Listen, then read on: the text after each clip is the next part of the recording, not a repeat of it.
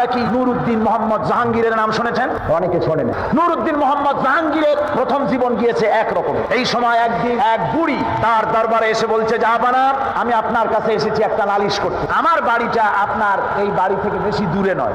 আমার ছেলে সেনাবাহিনীতে চাকরি করে, ফ্রন্টিয়ারে এখন আছে, সেখানে সে যুদ্ধের মধ্যে সেখানে যুদ্ধরত।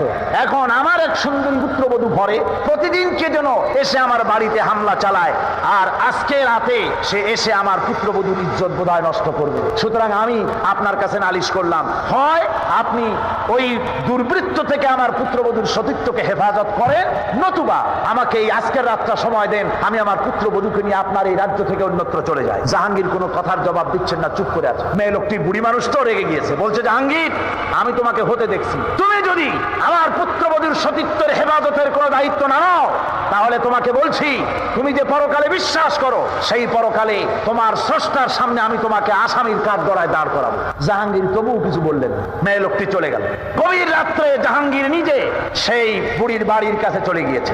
দেখেন দেওয়ালের পাশে একটা ঘোড়া দাঁড়ানো আর একটা প্রহরী। প্রহরীকে তরবারির আঘাত দিয়ে শেষ করে ঘোড়ার পিঠের উপরে দাঁড়ায় দেওয়াল টপকায় ভিতরে চলে গেল। যে শুনতেছেন ঘরের ভিতর থেকে যুবতী কণ্ঠের আওয়াজ, বাঁচাও বাঁচাও, চিৎকার হচ্ছে। বাইরে বুড়ি বান্দা একটা আলো টিম টিম করে জ্বলছে। জাহাঙ্গীর গিয়ে বলছে, বুড়ি আলো নিভাও তাড়াতাড়ি। বুড়ি আলো নিভিয়ে দিল। জাহাঙ্গীর ভিতরে ঢুকে ওই দুর্বৃত্তের চুল বাম হাতে ধরে ডান হাত দিয়ে তরবারির আঘাত দিয়ে তার শিরচ্ছেদ করে দিলেন। বললেন, বুড়ি আলো জ্বালাও। বুড়ি আলো জ্বালালেন।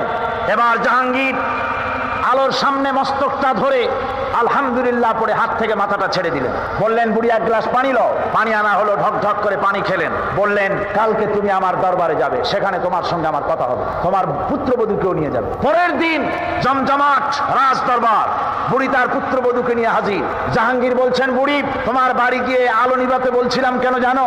কয় না, জানি না। জাহাঙ্গীর বললেন, তুমি যখন আমার কাছে নালিশ করেছো, আমি মনে মনে ভেবেছি আমার বাড়ির এত কাছে আমার যুবক ছেলে ছাড়া আর কারো এই সাহস হবে বলে আমার মন বলে নাই। সেজন্য মনে করেছিলাম আলোর সামনে যদি ছেলেকে দেখি আমার মনে দুর্বলতা আসতে পারে, বিচার না হক হয়ে যেতে পারে, হক বিচার নাও করতে পারি, সেই জন্য আলো নিভিয়ে দিতে বললাম। এরপরে তার শিরচ্ছেদ করে আলোর সামনে ধরে দেখলাম না, সে আমার ছেলে নয়, আর একজন। এই জন্য আমি আলহামদুলিল্লাহ পড়লাম, পানি পান করলাম। এই জন্য তুমি যখন নালিশ করেছো আমার কাছে আর বলেছো কিয়ামতে আমাকে আসামি বানাবে, সেইখান থেকে হক বিচার করতে পারি কিনা এই চিন্তা এ পর্যন্ত কিচ্ছু খাই নাই, শুধু পানি খেয়েছি তোমার বাড়ি গিয়ে। জাহাঙ্গীর তার মাথা থেকে মুকুট খুললেন। মুকুটটা খুলে বুড়ের পায়ের কাছে রেখে দিয়ে বলেন, বুড়ি, তুমি জেনে রাখো, দিল্লির সম্রাটের এই মুকুটের চাইতে তোমার পুত্রবধূর সতীত্বের মূল্য মুসলমানের কাছে 1000 গুণ বেশি। মুসলমানেরা পরধর্মের এই ইজ্জত, এই সম্মান ইসলাম দিয়েছে, মুসলমানেরা দিয়েছে। আর পরধর্মের উপরে অত্যাচার যদি হয়েছে ধর্মনিরপেক্ষতাবাদীদেরকে দিয়ে হয়েছে। বলেন ঠিক কিনা?